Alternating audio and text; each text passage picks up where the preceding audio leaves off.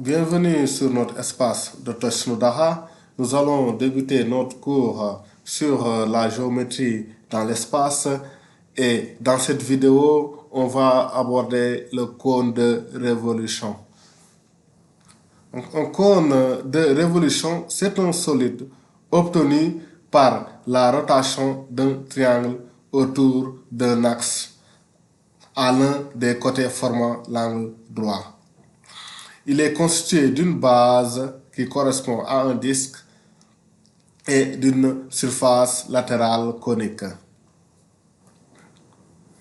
Donc, tout segment joignant le sommet à un point quelconque de la base est appelé génératrice. Ici, l'exemple SA et SB sont des génératrices. Donc, le segment qui joignant donc, le sommet du cône au centre du cercle est appelé hauteur de. Donc, elle est perpendiculaire au plan de base. Ici, SO, c'est donc la hauteur du cône. Donc, ici, on a une représentation beaucoup plus détaillée du cône de révolution. Ici, on a le sommet du cône. Ici, on a une génératrice ici. Ici, il y a donc en rouge SO qui est la hauteur. Donc ici, on a la base qui est un cercle de centre O et de rayon R. On va venir sur le patron d'un cône de révolution, c'est-à-dire que comment confectionner le cône avec du carton. Et le patron donc, du cône de révolution ressemble à ça. Donc on a ici la base qui est un cercle de centre O et de rayon R. Donc on a aussi la surface latérale conique qui est cette partie. Et on a l'arc AC va correspondre au périmètre de ce cercle qui est égal à 2pi R. Et on a alpha qui est égal à l'angle au sommet du cône.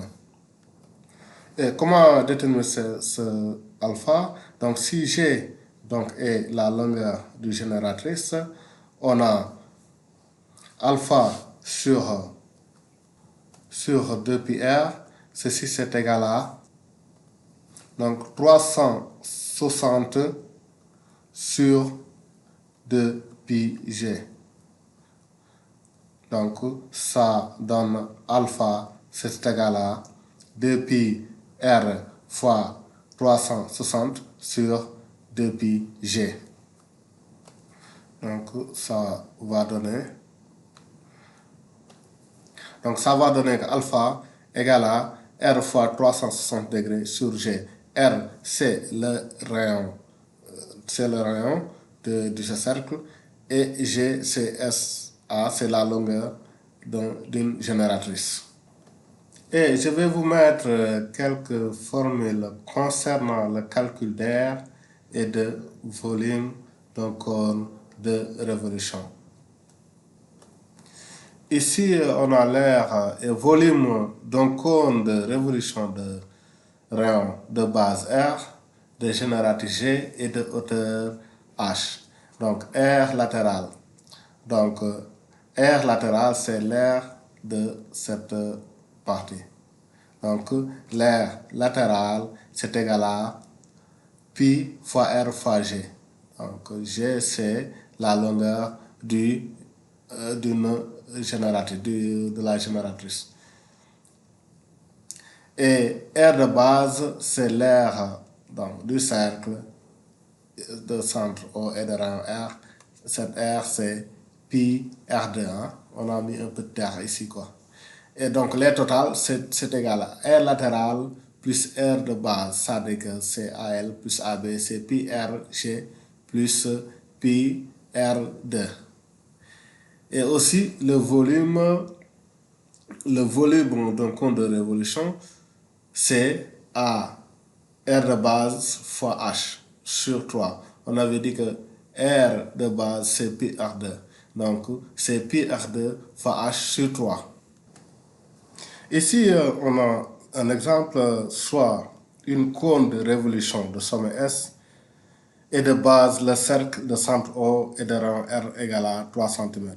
Donc c'est la figure qu'on a ici, telle que SO égale à 4 cm. Et donc la première question qu'on nous demande, c'est de calculer SA.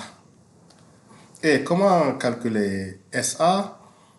Donc on sait que SOA, c'est un triangle qui est rectangle en haut. Et comme il est rectangle en haut, on peut appliquer ici le théorème de Pythagore. D'après le théorème de Pythagore,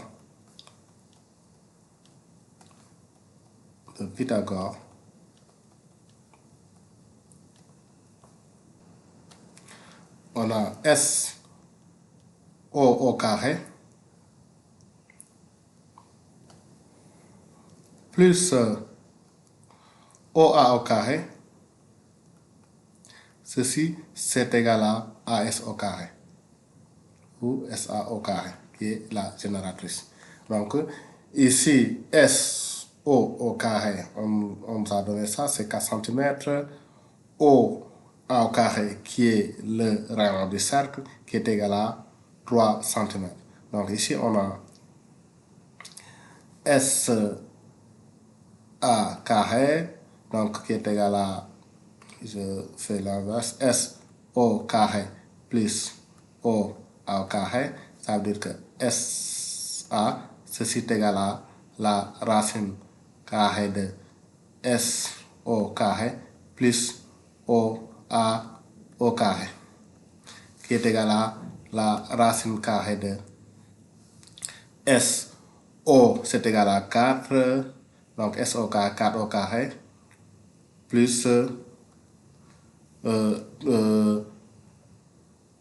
plus 3 au carré, OA au carré, 3 au carré. Ceci, c'est égal à